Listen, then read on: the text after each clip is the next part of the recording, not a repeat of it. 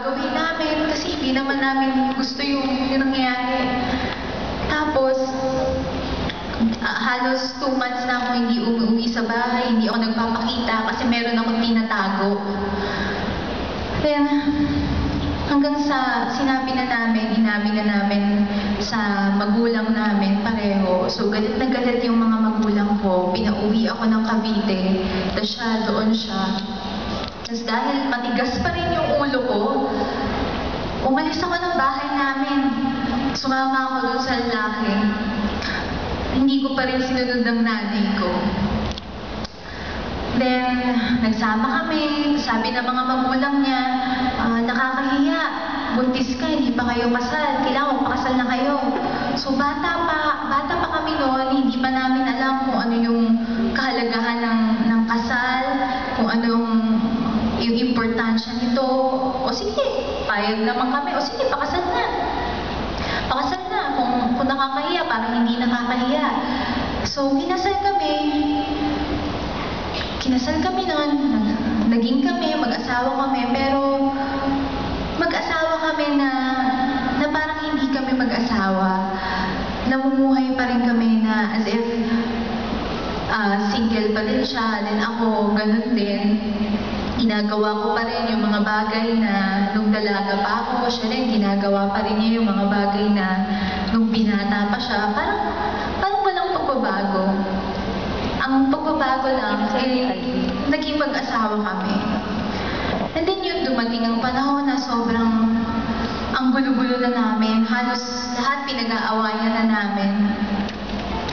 And then, dumating yung time na isang gabi, meron akong nabasa sa cellphone niya na I miss you, mga ganyan-ganyan, mga sweet messages. So, parang kinatuban ako.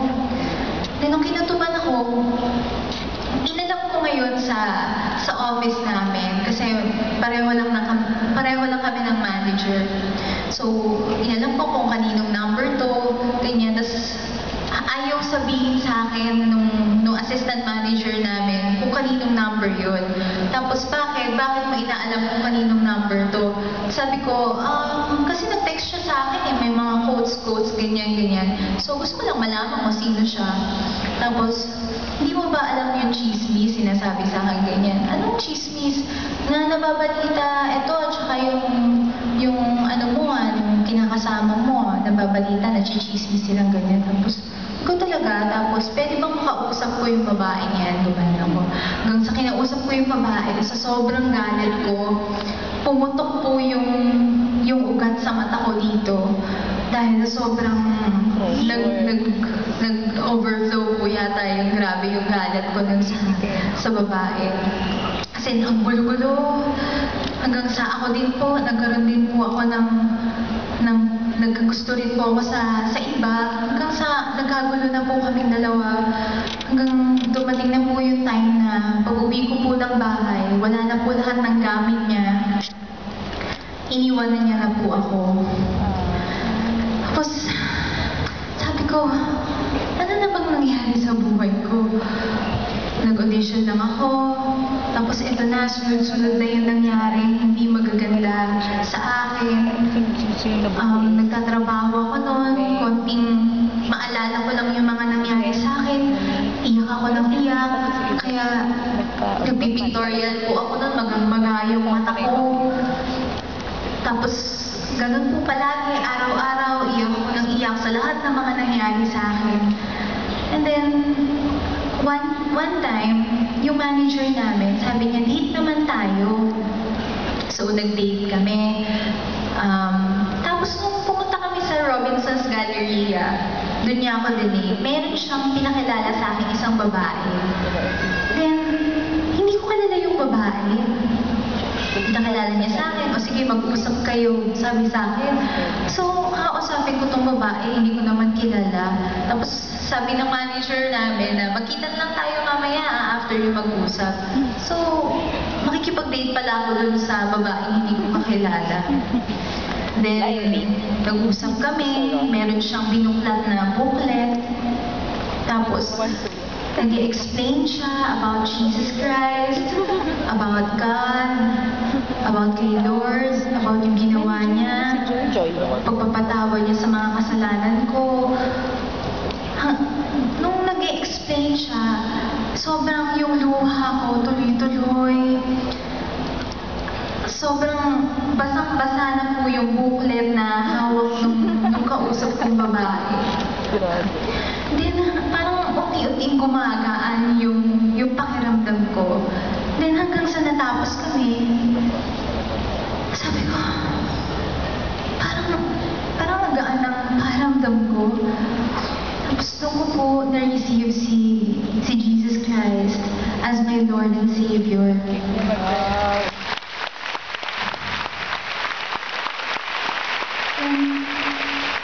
Sabi ko, parang may pag-asa pa pala yung buhay ko. Yun talaga yung nasabi ko. Kasi feeling ko noon parang wala na tong silbi, ayoko na mabuhay. Pero may pag-asa pa pala yung buhay ko. Then nag-continuous po yun, tinetext niya ako palagi. Yung photographer, ka-FB ko. Pumasok po ako ng Victory Church po. First time ko pumasok doon, tapos feeling ko, parang sa akin patama lahat yung mga sinasabi. Tapos yung mga kanta, parang puro sa akin. Parang sa akin ba to? Para sa akin ba talaga to? So, tapos nung ko rin po nakilala yung husband ko po, si Alvin Aragon. And then, first, doon po kami nagkakilala sa Victory Church. Then, after nun, So, may iba siya. tuloy pa rin po ako ng pag-taking ko ng Leche 7. And then, doon po, kinuha po si Alvin doon ni Miss Joy Cancio para mag-guest. So, in-approach niya ako, sabi niya sa akin, meron kang kamukha, ganyan. So, ako naman, medyo naiinis-inis, parang, bakit may kamukha pa ako, ganyan. So, after doon, nag-uusap kami palagi. Then, lagi namin pinag-uusapan si God. Lagi siyang nag-open tungkol kay God. Ganyan. So, parang iba tong lalaking to. Parang, ang interesting kasi iba yung pinag-uusapan namin kaysa yung mga pinag-uusapan namin ng mga ibang mga kaibigan ko. So, hanggang sa na-develop kaming dalawa, hanggang sa naging kami. Nung naging kami, on and off yung relationship po namin. Hiwalay, kami ulit, hiwalay, kami ulit, hiwalay, kami ulit. Bakit? Kasi pareho kaming nako-convict. Kasi mali yung relationship namin. Bakit mali? Kasi married po ako. So, although hiniwalayan lang po ako ng dati kong ka-relationship, but still, married pa rin po ako sa papel. So, mahirap for me na parang gusto ko na tong relationship na to, pero hindi pa rin pwede. So, dumating ang time, naghiwalay na talaga kami. Ibabaptize na ako noon. Siya naman, nagtuloy-tuloy na siya kay Lord. Ako din, nagtuloy-tuloy na rin ako kay God. Binaptize ako. Then, binaptize ako, wala na talaga kaming relationship. As in, putol na talaga. Then, maraming itinuro sa akin si God. After nung binaptize ako, relationship, tungkol sa relationship, maraming itinuro sa akin si God. Tapos nag-audition din ako sa worship team ng Victory Ortigas, kaya naging member din ako ng worship team doon. And then, doon sa tuloy-tuloy kong buhay kay Lord, marami siyang mga binago sa akin, marami siyang mga pinaintindi sa akin. Hanggang sa dumating yung time na meron siyang pinapabitawan sa akin na isang bagay na talagang ang hirap for me. Yun yung pagiging sex bomb. Mahirap for me kasi yun lang ang tingin ko, yun lang ang alam kong trabaho. Tingin ko, yun lang ang alam kong kumikita ako na maayos. Sigurado ako sa araw-araw kong kita. Tapos sumasayaw lang ako, tapos kumikita ka ng malaki. Tsaka feeling ko, ano lang trabaho ko after kong mag-sex bomb, after kong mag-resign. So pinapabitawan na siya sa akin, God. Pero ang hirap, ayokong bitawan. And then, dumating din yung time na nagre-rehearsal kami. Nagre-rehearsal kami, bigla na lang po akong umupo sa isang tabi na meron po akong feeling na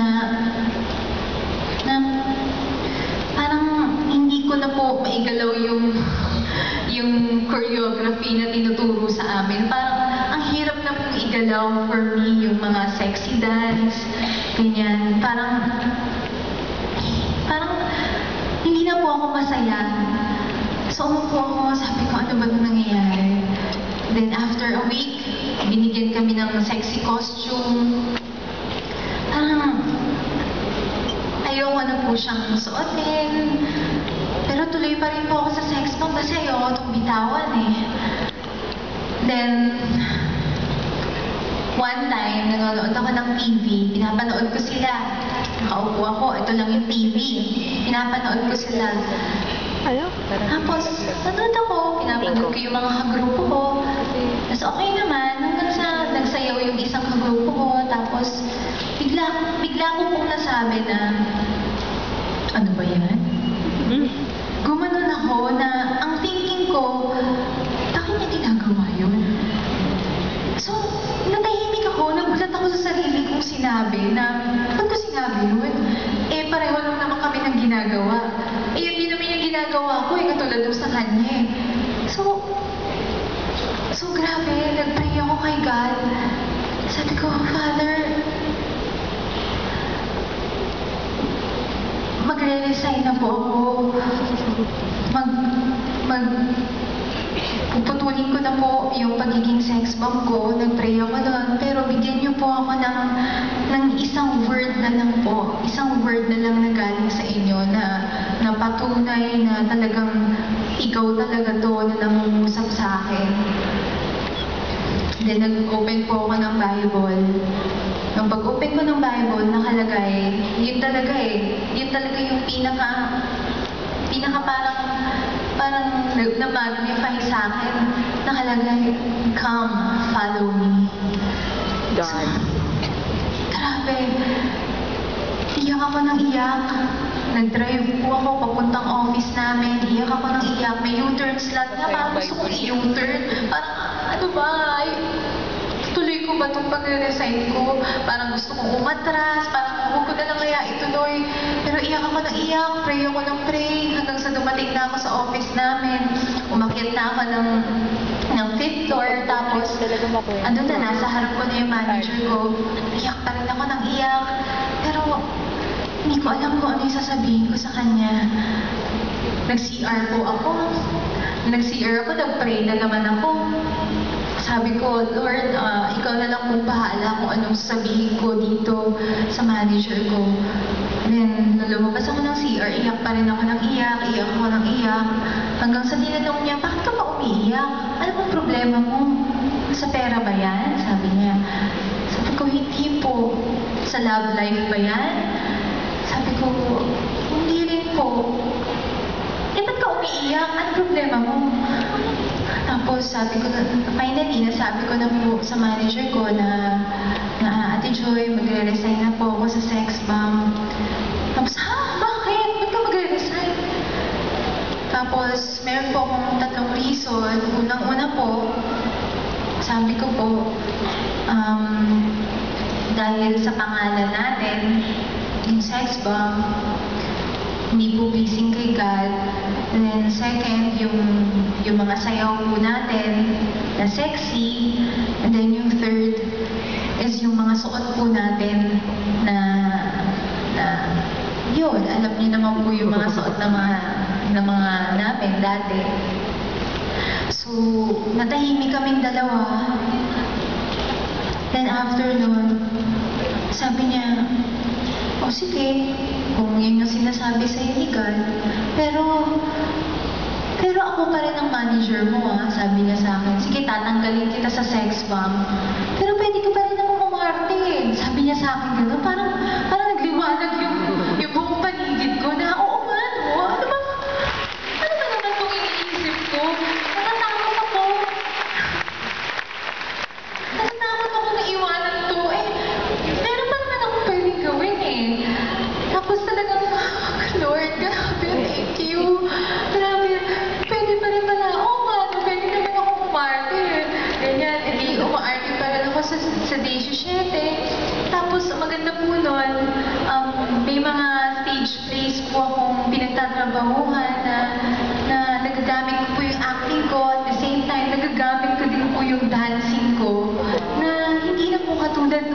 it. Kaya, wow, grabe, praise God. Na hindi niya tinanggal sa akin yung dancing, pero nagagamit ko pa rin siya for His glory. Grabe. Sobrang, wow, Lord. Ano ba naman yung mga... Meron talaga minsan sa atin na ang hirap-hirap bitawan, na hindi natin kasi nakikita. Ito lang yung nakikita natin, pero God sees the whole picture eh. Nakikita niya kung ano yung magandang plano niya for us eh. So, ang sarap ng feeling nun, ang gaan ng feeling ko, ganyan. Tapos tuloy pa rin ang